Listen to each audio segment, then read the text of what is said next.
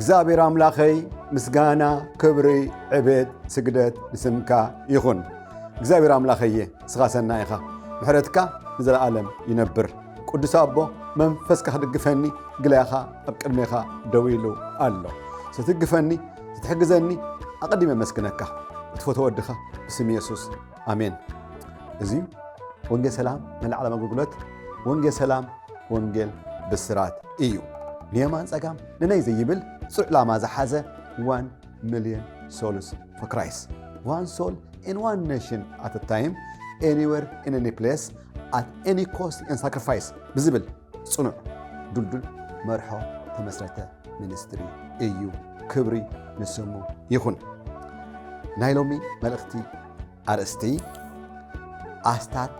ልዕሊ 3 ወርሒ ዝወሰደ ፈሪሃ እግዚአብሔር ፍርሃተ እግዚአብሔር ሓለፋ ኩሉ ኣብ ህይወተይ ዓብይ ጽልዋ ዝገበረ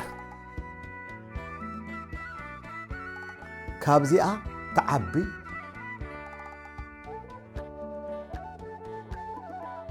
እዚኣ እንተዘይሃልያትኪ እንተዘይሃልያትኒ ካሊእ ኩሉ ከንቱ ብላሽ እዩ። ስለዚ ኣብ ዝሓለፈ ኣስታት 3 ወርሒ 170 ነጥብታት ርኢና ማለት ካብ ቀዳማይ ክፋል ክሳብ መበል 34 ክፋል ሎሚ ኣብ መበል 35 ክፋል ካብ 171 ክሳብ 175 ማለት 5 ነጥብታት ክርኢ ይደሊ። ሎሚ ኣብቲ ምእተዊ ከም ዝረኣኹሞ ካብተን ሃገራት ሓንቲ ሃገረ ፓናማ ኣብኡ ቀኒአ መፅእ ኣስታት 10 ኮንፈረንስ ከምኡውን ኣብ ቴሌቪዥን ወንጌል ክሰብኽ ዕድል ረኺበይ። እቲ ሃገር ፓናማ ናይ ሴንትራል ኣሜሪካ ዱባይ ተባሂላ ትፅዋዕ ኣዝያ ኣድቫንስ ዝኾነት እግዚአብሔር ኣብ ቅድሚቲ ህዝቢ መወስ ይውኒ ዘግርም ግዜ ኣሕሊፈ መፅአ። ስለዚ ሎሚ ብዛዕባ ፍርሓት እግዚአብሔር ከም ብሓድሽ ንጅምር ኣሎና። ስለዚ ሎሚ ኣብዛ መበል 35 ክፋል ፍርሓት እግዚአብሔር ኮይና ግናኸ ብሕቶ ክንጅምር ደሊ። ታሕቶ መለለይት ፍርሃተ እግዚአብሔር እንታይ እዩ? ሓደ ሰብ ፍርሃተ እግዚአብሔር ኣለዎ ንእዝጊ ዝፈርሕ ሰብ እዩ። ንእዝጊ ትፈርሕ ሰብ እያ ኢልካ ንኽትዛረብ መለለይ እንታይ እዩ? መለክዕስ እንታይ እዩ? 5 ነገራት ክንርኢ። ተንቀዳሞት 4 ነጥብታት ናይ ፍርሃተ እግዚአብሔር መለለይ ኣይኮነን። ተሓምሸይቲ ግና ፍርሃተ እግዚአብሔር እንታይ ከም ዝኾነ بنصر كنرئائنا تقدميتي كريستياناوي ناي هيمونت سرعات صف تخدينه كراباتا غيره وينوح قميص ناي كنت الباس غيره ابي مسقل حيزه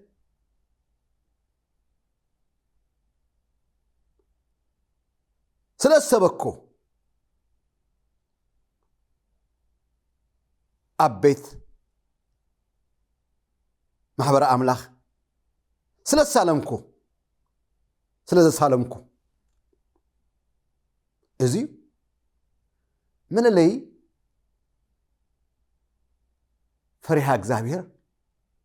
كوناي كلن سرعات صبو اندهالوا صبو صوف تخدينكا صبو نوح قميص الباس ناي كنت غيركا عبي مسقل غيركا دحر معصو كالي هيوت كنبر تخل بزمن رأينايو سمعنايو سلازي ازي فرحت اغزابير ملالي كون ايكلن كالاي عاو بزبله مايكروفون باستر يخون مغابي قشي يخون دياقون زكرم سبكت للسبخه ازيون ناي فرحت اغزابير ملالي كون ايكلن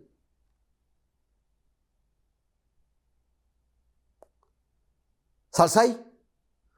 ملو معالتي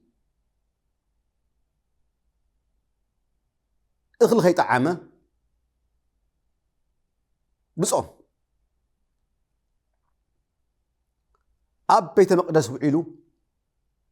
سلازم مسأ ازون صبقون دحلوه ناي فرحة اغزابير جن ملالي كون ايكلن رابعي مبان اشرن بزح سلدي ناب بيت مقدس ناب بيت املاخ حيزو سلازمص حيزا سلازمصت حيزه سلازمصخو ازون ناي فرحة اغزابير ملالي كون ايكلن حمشيتي فرحة اغزابير ابت قدس مصحفو نصر خوينو تغليص زلو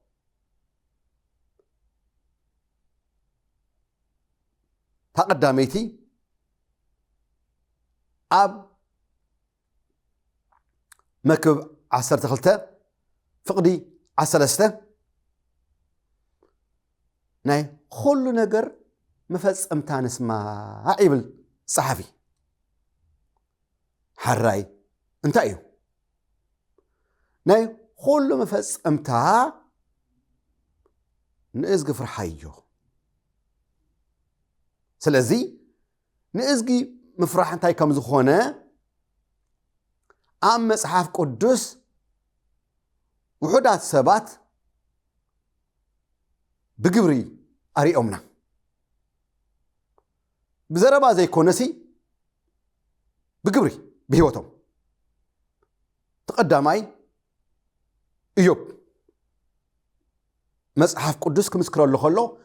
لول እግዚአብሔር አምላክ كمسكر الله خلو أب إيوب حدا فرشوا عت فرشوا منته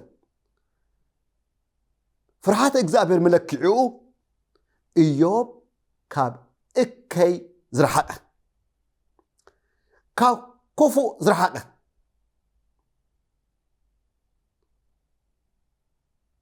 قنوع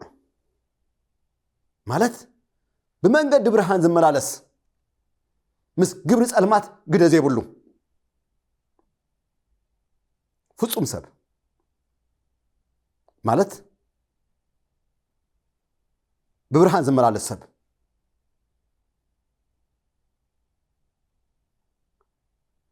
በዚህ መንገዲ ፍርሃተ እግዚአብሔር ትግለጽ ካብ እከይ خفاء ተንኮል እከይ ግብር ጸልማት ዘበለ ሁሉ ዝረሓቕ ከምኡውን መንእሰይ ዮሴፍ ኣብ ተፍጥረት 42 ፍቕዲ 18 ኣነ ኢሉ ንእዝጊ ፈርሐ ኢሉ ብዘረባ ጥራይ ነበረን ኣብ 39 ተፍጥረት ፍቕዲ 9 ሓንቲ ሰበይቲ በዓል ሓዳር ምሳይ ደቅስ ሰበይቲ ጴጢፎር ሰብኣየ የልቦን የለን ዋይ እዚ ክፉእ ነገር እዚ ዓቢ ክፉእ ነገር ኣብ ቅድሚ ኣምላኽ ከመይ ኢለ ክገብሮ ኢሉ ንእዝጊ ከመይ ከም ዝፍራሕ ምሂሩና ኣሪኡና ከምኡውን ነህምያ ዝበሃል ኣብ ነህምያ ምዕራፍ 5 ፍቕዲ 15 መራሒ ሰብ እዚዩ ኣብ ኢየሩሳሌም ቅድሚኡ ዝነበሩ ሽማሙንቲ መራሕቲ ነቲ ህዝቢ የኽብድሉ ነበሩ ብኸመይ ክንብል ከለና እንጀራ ሒዝኩም ኣምፁ እንጀራ ወይን ኣምፁ እንዳበሉ ብሓይሊ ከምኡውን 40 ምስቃል ብሩር ኣምፁ እቶም ምስኦም ዝነበሩ ገላውኦም ከይተረፉ ኣብ ልዕልቲ ህዝቢ ሰልጢኖም ነበሩ ኣነ ግና ንእዝጊ ስለ ዝፈራሕኹ ከምኡ ኣይከበርኩን ኢሉ ከመይ ኢሉ ኣርኣያ ከም ዝነበረ ኣብኣ ኣብ ዝሓለፈ 7 ነገራት ዘርዚርና የርና ከምኡ ድማ ናቱ ብጻዩ ዝነበረ ሓናንያ ዝበሃል ኣብ ነህምያ 7 ፍቕዲ 3 ነህምያ ነቲ ቀጽሪ ንኢየሩሳሌም ክስራሕ ከሎ ሓላፊ ደልዩ ስለዚ ሓናንያ ይብለና ሓለፋ ኩሉ ብፅኦቱ ቀዳማይ እሙን እዩ ካልኣይ ንእዝጊ ዝፈርሕ እዩ ስለዚ ሸንክዎ ይብለና ሓው እኮ ነይርዎ እዩ ሓናኒ ዝበሃል ግናኸ ንሓው ሓናኒ ዘይኮነ መሪፁ ሓናንያ ዝበሃል እሙንን ንእዝጊ ዝፈርሕን እዚአን ክልተ እሙን ምዃንን ንእዝጊ ምፍራሕን ኢድን ጓንትን እየን ሓቢረን ዝኸዳ ኮታ ዘይፈላለያ ከምኡውን ኦበድያ ዝበሃል ኣብ ቀዳማይ ነገስታት ምዕራፍ 18 ፍቕዲ 3 ፍቕዲ 12 ርኢና እዚ ሰብ እዚዩ ኣብ ትሕቲ ኣዝዩ እኩይን ክፉእን ዝኾነ ንጉስ ኣክዓብ ዝበሃል ናይ ገዝኡ ኩሉ ሓላፊ ዝነበረ እዩ ግናኸ እቲ እኩይ ንጉስ ኣብ ህይወቱ ኮታ ጽልዋ ይገበረሉን መርገጹ መትከሉ ንጹር ዝኾነ ምስ ኤልያስ ክዛረብ ከሎ ኣብ ፍቕዲ 13 ይቕረታ ኣነ ካብ ንእስነት ጀሚረይ ንእዝጊ ዝፈርሐ ንእዝጊ ፈርሐ ኢሉ ብትብዓት ክዛረብ ከሎ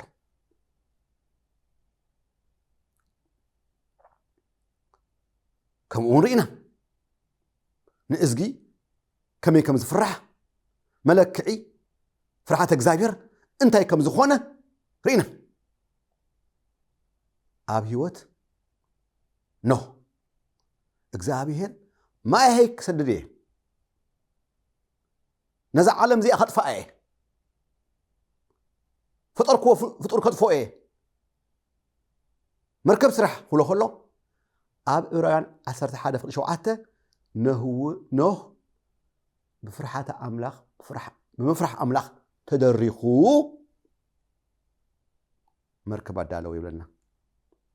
أمينوه فرحون أملاخ زبولو خونيدو لمون كم تانه زمن يسوع كريستوس كملسيو يمسع الله قلت في مسع الله دول كدول لغت كنفح مسح قدس كوبي مرنا تدالو اللي خادو تدالو اللي خدو كمون فراتك زايبر تاي كم زخونه رينا كل تانستي ويزرو شفرة ويزرو قواز بحالة نالباش سمزي سمي خايت فلتن أبدا ساعات مراف حدا فقدي 17 زلي زين ناي إبراويان محرست زنبرة نقول فرعون كفؤ زخونه حق يوصل كفؤ مراحي كفؤ حق يوصل عودات خوينهم يقتلوا قتلهم أولت خوينن جنا بيوت حدقان مسبلن إذن أنستجن نإزجي سلاز فرح حيولنا كم أي كبران إزيو ناي فرحة إجزابير ملكعي مللي نإزجي كم تفرحوا من الباش بس عتزي حويه سمع زلخه بزعازه حلفه قدفو حليفيو كا حج نجو نمسعي هيوتك كابزا إلت زيئة نأزق فرحي ببرهان كملالسيه طلعنا كم ملالسيه إلكا كاب إكا يكرحيه مسجوز ألمات قده يبلين أبصرح أبزخون بوتا إزيو صنع مرقص صنعه متكل خوابيخا بزي قدس እግዚአብሔር ነፍስ ወከፍ ከከም ግብሩ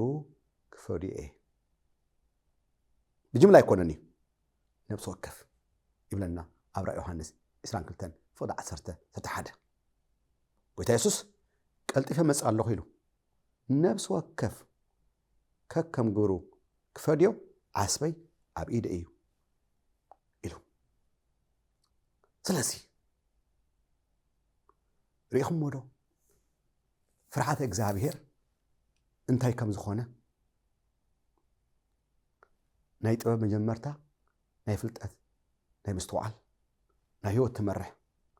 ناب ويتا يسوس هيوت ملالي ريناينا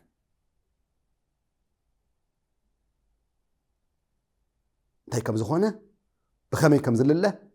بخمي كم زل الكع رينايو فرحة إجزابير انتاي كم زخونة بعل إيوب بعل يوسف بعل نهمية حنانيا عبدية نوح وزير شفرة وزير بوا نجرمنا كم أون سمعون زبحل أب لقاس براب كلته سرع حمشتن نصنع إسرائيل صبز نبرة مم فس قدس مسؤوز نبرة نئز قدما سفرح لنا سمعون كمون استيفانوس كموت كله أب روح على رابشة موانته فرقلته نئز قد فرح حسابات قبر هو يبلنا نئز قد فرح حسابات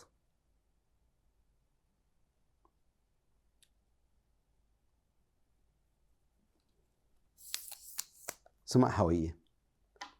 حافتي كورات سمعتي مجمرتا زيس كريستوس أيوة كخمس أمه محرت قبر لك يغرق بللك زحاز أرز قلت مساي ሓቢርካ ጸልይ እግዚአብሔር አምላኽ ካባይን ጽበዮ ንስሓ እዩ ምሕረት ገበረለይ ደንግጸለይ ክትሎ ምሳይ ሓቢርካ ጸልይ ትኽኢልካ ብርክ ክበል እዳውካ ናብ ሰማይ ዘርግሕ ወየሱስ ኣብ ቅድሜኻ ንቐርብ ኣሎና ብሓጢኣተይን በደለይ ድማ ይእመን ደንግጸለይ ምሕረትካ ኣባይ ይዕዘዝ ወየሱስ ንዓና ኣብ ህይወተይ ሎሚ ጎይታ የሱሰይ ክስዕበካ ወሲነ ኣለኹ ካብ ልበይ ክስዕበካ ወሲነ ኣለኹ ምሕረት ገበረለይ ደንግጸለይ ወየሱስ ንዓና ኣብ ህይወተይ ዝሓለፈ ህይወተይ ኩሉ ይቕረበለለይ ሎሚ ግን ጎይታ የሱስ ሓድሽ ህይወት ሃበኒ ሓድሽ ምዕራፍ ክጅምር መንፈስካ ድማ ይደግፈኒ ስማዕ ሓወየ ጸልይኻ ዶ ጽቡቕ ጌርካ የሱስ ዕርፊ ኣብ ኢዱ ሒዙ ድሕሪ ጥምት ንመንግስቲ ኣምላኽ ይበቅዕን በለ መስቀሉ ተሰኪሙ ዘይስዕበኒ ንዓይ ብቑዕ ኣይኮነን መስቀል ሓሰር መከራ ጸርፊ ውርደት ስቃይ ዝሓዘ እዩ ኣብ ክንዳይ ናብ ክንዳኻን ኣብ መስቀል ሰቂሉ እታ መራር መስዋዕቱ ከፊሉ ሰባት ከባጭውሉ ጡፍ ክብልሉ ብዘንጊ ድማ ርእሱ ሃረምዎ እዚ ኩሉ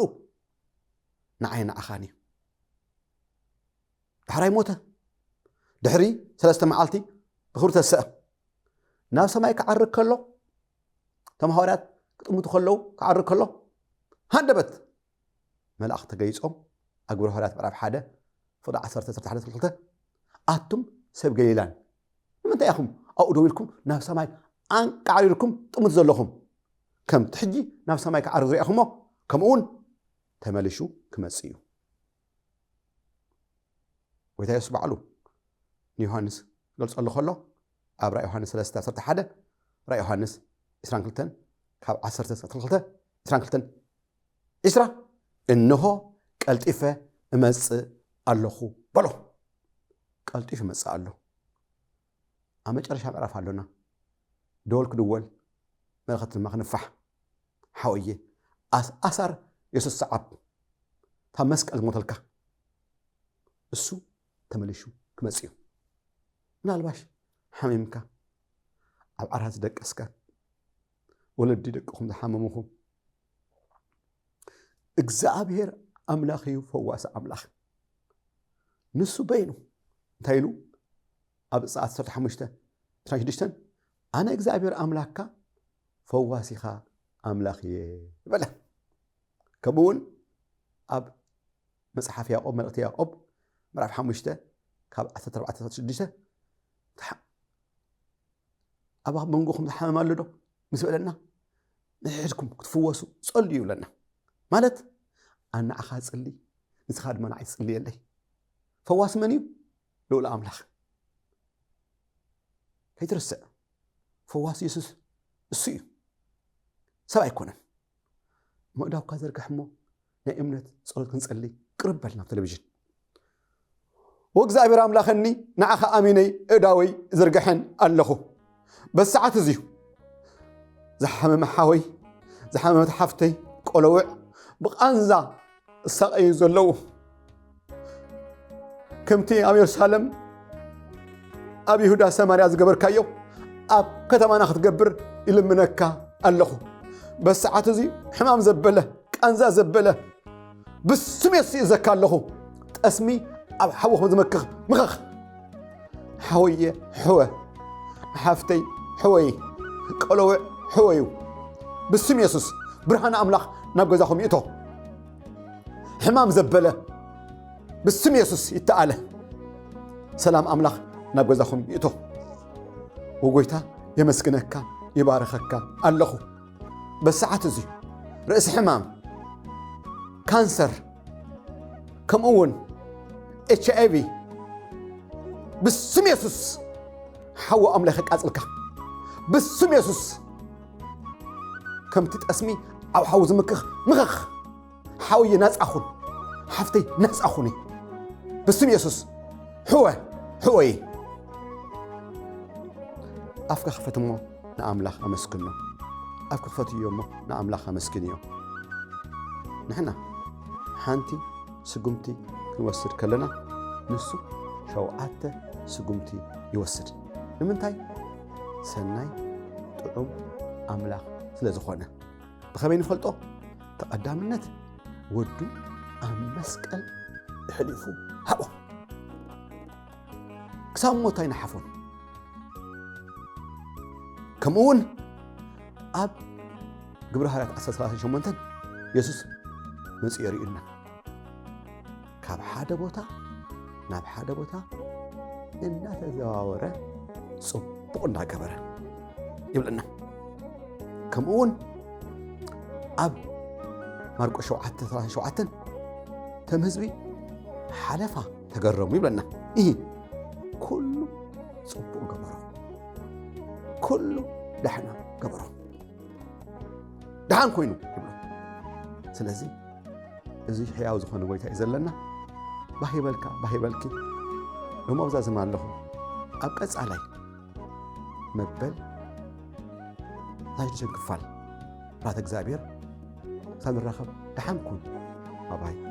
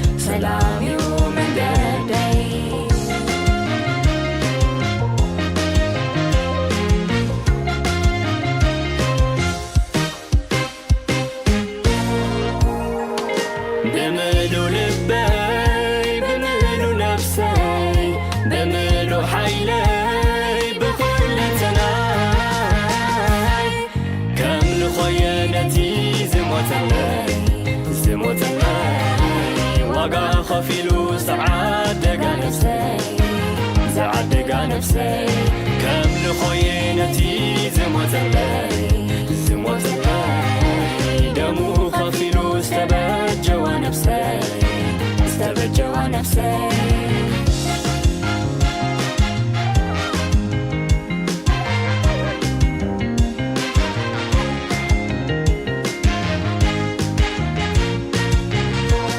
نايموت من أبيتي كي أتو مملتي كونني ملكت ناي دمو سجيهو من كي حلفني كيدانو زنعيو تناي دم حيلي دمو والداتي من كي رخبني كيدانو زنعيو تناي دم حيلي